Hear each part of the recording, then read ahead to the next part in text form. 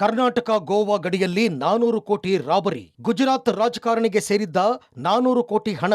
Audio ಸಂಭಾಷಣೆ ಆಧಾರದಲ್ಲಿ SIT ತನಿಖೆ. ಬೆಳಗಾವಿಯ ಖಾನಾಪುರ ಪೊಲೀಸ್ ಠಾಣಾ ವ್ಯಾಪ್ತಿಯ ಚೋರ್ಲಾ ಘಾಟ್ನಲ್ಲಿ 400 ಕೋಟಿ ರೂಪಾಯಿ ತುಂಬಿದ್ದ 2 ಕಂಟೈನರ್ ಹೈಜಾಕ್ ಪ್ರಕರಣದ ಒಂದೊಂದೇ ಸತ್ಯಾಂಶಗಳು ದಿನದಿಂದ ದಿನಕ್ಕೆ ಹೊರಬೀಳ್ತಾ ಇವೆ. ಕಿಶೋರ್ ಸಾಳ್ವೆ ಹಾಗೂ ಜೇಶ್ ನಡುವಿನ ಫೋನ್ ಕಾಲ್ ಮಾತುಕತೆ ಪ್ರಕರಣಕ್ಕೆ ಟ್ವಿಸ್ಟ್ ನೀಡಿದೆ. 400 ಕೋಟಿ ಹಣ ಗುಜರಾತ್ನ ರಾಜಕಾರಣಿಯೊಬ್ಬರಿಗೆ ಸೇರಿದ್ದು ಎನ್ನುವುದು ಬೆಳಕಿಗೆ ಬಂದಿದೆ. ಗೋವಾದಿಂದ ಹಣವನ್ನು ಎಕ್ಸ್ಚೇಂಜ್ ಮಾಡಲು ತೆಗೆದುಕೊಂಡು ಹೋಗಲಾಗ್ತಾ ಇತ್ತು. ಅದರ ಜವಾಬ್ದಾರಿಯನ್ನ ಕಿಶೋರ್ ಬಂಧಿತ ಆರೋಪಿ ವಿರಾಟ್ ಗಾಂಧಿಗೆ ನೀಡಿದ್ದ.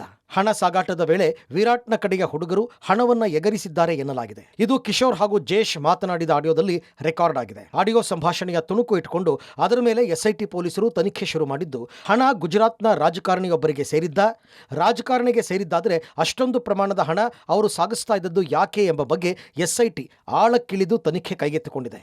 प्रकरणाದಲ್ಲಿ ಬಂಧಿತರ ಸಂಖ್ಯೆ 6ಕ್ಕೆ ಏರಿಕೆಯಾಗಿದೆ. आता कसं आहे की त्याच्यामध्ये जो मध्यस्थी माणूस आहे तो मोठा आहे, म्हणजे विराट आणि माझ्यामध्ये माणूस आहे तो फार मोठा माणूस आहे आणि मोठा पॉलिटिशियन आहे गुजरातचा. आता याचा काल रात्री फोन आला होता विराटचा, तर तो काहीतरी अरेंजमेंट दुसरी करतो. आता त्या फंडच्या त्या पैशाचं काय झालं हे तो पण आता हे तो थोडासा तो पण इंटरेस्ट घेतोय. आता तो पॉलिटिशियन आहे तो. ते त्याचं म्हणणं असं होता की त्यांनी अर्जितच्या सांगण्यावरनं गेम केली, त्यांनी ज्यांना काहीतरी सोपवलं. आता ह्याच्यामध्ये कर्नाटकचे पोलीसवाले पण होते, त्यातनं मटेरियल कुठे गुम झाला.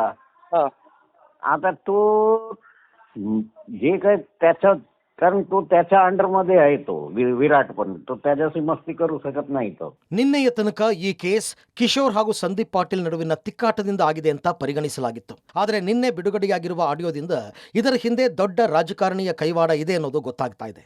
ಕಿಶೋರ್ ಸಾಳ್ವೆ ಅಲಿಯಾಸ್ ಸೇಠ್ ಇದರಲ್ಲಿ ಕೇವಲ ಮಧ್ಯವರ್ತಿಯಾಗಿ ಮಾತ್ರ ಕೆಲಸ ಮಾಡಿದ್ದ ಅನ್ನೋ ಅನುಮಾನಗಳು ಕಾಡಲು ಪ್ರಾರಂಭವಾಗಿದೆ. ಸದ್ಯ ಈ ಆಡಿಯೋ ಹಿಂದೆ ಬಿದ್ದಿರುವ ಮಹಾರಾಷ್ಟ್ರ ಎಸ್ಐಟಿ ಅಧಿಕಾರಿಗಳು ಮಾತನಾಡಿದ ಆಡಿಯೋ ಯಾವಾಗಿನದ್ದು ಹಾಗೂ ಅದರಲ್ಲಿರುವ ಸತ್ಯಾಸತ್ಯತೆ ಎಷ್ಟು ಅನ್ನೋದರ ಕುರಿತು ತನಿಖೆ ಮಾಡ್ತಾ ಇದ್ದಾರೆ. ಸದ್ಯ ಕರ್ನಾಟಕ ಗಡಿಯಲ್ಲಿ ಹೈಜಾಕ್ ಆಗಿರುವ ಕಂಟೈನರ್ ವಾಹನಗಳ ಆರೋಪಿಗಳ ವಿಚಾರಣೆಗೆ ಕರ್ನಾಟಕ ಪೊಲೀಸರು ನಾಸಿಕ್ಗೆ ತೆರಳಿದ್ದು, ಅಲ್ಲಿನ ಅಧಿಕಾರಿಗಳು ಆರೋಪಿಗಳನ್ನು ಭೇಟಿ ಮಾಡಲು ಅನುವು ಮಾಡಿಲ್ಲ. 400 ಕೋಟಿ ಕಣ್ಮರೆ ಹಿಂದಿದ್ದಾರಾ ಕರ್ನಾಟಕದ ಪೊಲೀಸರು? ಹೊಸ ಅನುಮಾನ ಹುಟ್ಟು ಹಾಕಿದ ಆಡಿಯೋ ಬಾಂಬ್. ಬೆಳಗಾವಿ ಗಡಿಯಲ್ಲಿ 400 ಕೋಟಿ ಲೂಟಿ ಪ್ರಕರಣದಲ್ಲಿ ಹೊಸ ಆಡಿಯೋವೊಂದು ಹೊಸ ಸಂಚಲನವನ್ನು ಹುಟ್ಟು ಹಾಕಿದೆ. ಪ್ರಕರಣದಲ್ಲಿ ಕರ್ನಾಟಕ ಪೊಲೀಸರು ಸಹ ಇನ್ವಾಲ್ವ್ ಆಗಿದ್ದಾರೆ ಎಂಬ ಆಡಿಯೋ ವೈರಲ್ ಆಗಿದೆ. ರಾಬರಿ ಕೇಸ್ನಲ್ಲಿ ರಿವೀಲ್ ಆಗಿರೋ ಆಡಿಯೋ ಈಗ ಹೊಸ ಅನುಮಾನಗಳನ್ನ ಹುಟ್ಟು ಹಾಕ್ತಾ ಇದೆ. कुठेतरी तेवढं आता त्याच्याकडे पैसे तर नाहीये, पैसे तर त्यांनी कुठेतरी जमा केले. बोल ठीक आहे, तर तेवढं मटेरियल आहे त्याच्याकडे दुसरा. तर ते आता तो बोलतो 150 मी देतो. तर मी बोललो मला तू माझा जेवढा खर्च झाला आहे त्याच्यावर माझ्या 200 दे तू त्याच्यात. तर ते 1-2 दिवसात आता निपटारा होईल त्याचा. चालेल सर. 1-2 दिवसात ते निपटारा झाला. आणि हे असं आहे की त्याला मी बोललो विचारा त्याला की हे मटेरियल गेला कुठे आणि हे कोणी. ते त्याचं म्हणणं असं होता की त्यांनी अर्जितच्या सांगण्यावरनं गेम केली, पण त्यांनी ज्यांना काहीतरी सोपवलं. आता ह्याच्यामध्ये कर्नाटकचे पोलीसवाले पण होते, त्यातनं मटेरियल कुठे गुम झाला.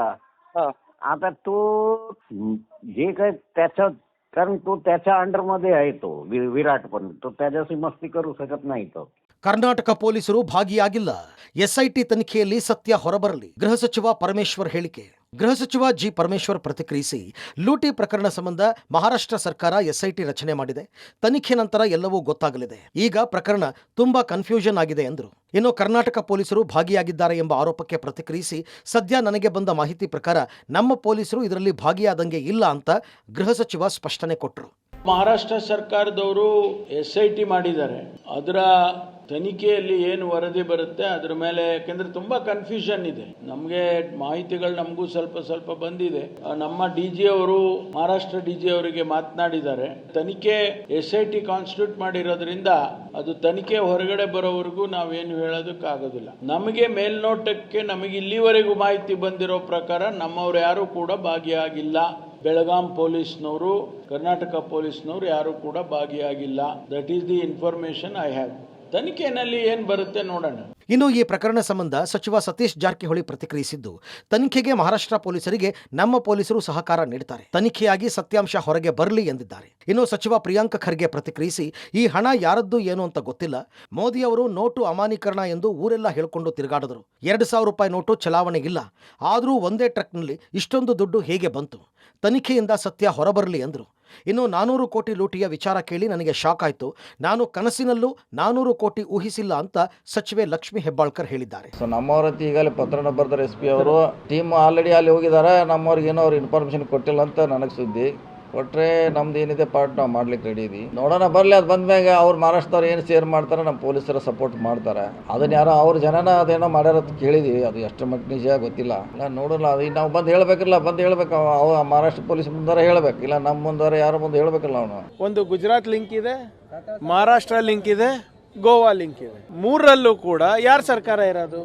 ಇವೆಲ್ಲನೂ ಕೂಡ ಹೇಗೆ ಸರ್ಕಾರದ ಮೂಗ್ ಕೆಳಗಡೆ ನಡೀತಾ ಇದೆ, ಅದು ಯಾರ್ದಿದೆ ಅಂತ ತನಿಖೆ ಆಗಲಿ. ಮತ್ತೆ ದೊಡ್ಡದಾಗಿ ಡಿಮಾನಿಟೈಸೇಷನ್ ಅಂತ ಒಂದು ದೊಡ್ಡ ಸ್ಲೋಗನ್ ಕೊಟ್ಟು ಪ್ರಧಾನ ಮಂತ್ರಿಗಳು ಎಲ್ಲ ಕಪ್ಪು ಹಣ ವಾಪಸ್ ಬಂದ್ಬಿಡ್ತು, ಅದು ಇದು ಅಂತ ಎಲ್ಲ ಊರೆಲ್ಲ ಹೇಳ್ಕೊಂಡು ಓಡಾಡಿದ್ರಲ್ರಿ, ಎಲ್ಲಿಂದ ಬರ್ತಾ ಇದೆ? 400 ಕೋಟಿ ದರೋಡೆ ಅಂತೆ. ಅದನ್ನು ನಮ್ಮ ಪೊಲೀಸರು, ಹೆಮ್ಮೆಯ ಪೊಲೀಸರು ಚೇಸ್ ಮಾಡಿ ಹಿಡಿದಿದ್ದಾರೆ. ಅವರಿಗೆ ಮೊದಲೇದಾಗಿ ಅಭಿನಂದನೆ ಸಲ್ಲಿಸ್ತೀನಿ. ನಾವು ಕನಸಿನಲ್ಲೂ 400 ಕೋಟಿ ಎನಿಸಲಿಲ್ಲ, ಬಟ್ ನಿಜವಾದ ಅರ್ಥದಲ್ಲಿ 400 ಕೋಟಿ ಅದು ಎಲ್ಲಿಂದ ಬಂತು, ಯಾರಿಗೆ ಸಂಬಂಧಪಟ್ಟಿದ್ದು, ಎಲ್ಲಿಗೆ ಹೋಗ್ತಾ ಇತ್ತು, ಸಂಪೂರ್ಣವಾದಂಥ ತನಿಖೆ ಆಗಬೇಕು. ಒಟ್ನಲ್ಲಿ 400 ಕೋಟಿಯ 2 ಕಂಟೈನರ್ ಈಗ 3 ರಾಜ್ಯದ ಪೊಲೀಸರ ತಲೆಬಿಸಿಗೆ ಕಾರಣವಾಗಿದೆ. ಒಂದು ಕಡೆ ಮಹಾರಾಷ್ಟ್ರ ಸರ್ಕಾರ SIT ರಚನೆ ಮಾಡಿ ತನಿಖೆ ಮಾಡ್ತಾ ಇದ್ರೆ, ಇತ್ತ ಕರ್ನಾಟಕ ಪೊಲೀಸರು ಸಹ ಸದ್ಯ ನಾಸಿಕ್ನಲ್ಲಿ ಬೀಡು ಬಿಟ್ಟಿದ್ದಾರೆ. ಈವರೆಗೆ ಪ್ರಕರಣಕ್ಕೆ ಸಂಬಂಧಪಟ್ಟಂತೆ 6 ಜನರ ಬಂಧನವಾಗಿದ್ದು, ಕಿಂಗ್ ಪಿನ್ ಕಿಶೋರ್ ಸೇಠ್ ಬಂಧನದ ನಂತರ ಮತ್ತಷ್ಟು ಸತ್ಯಾಂಶಗಳು ಹೊರಬೀಳುವ ಸಾಧ್ಯತೆ ಇದೆ. Public TV, Belagavi.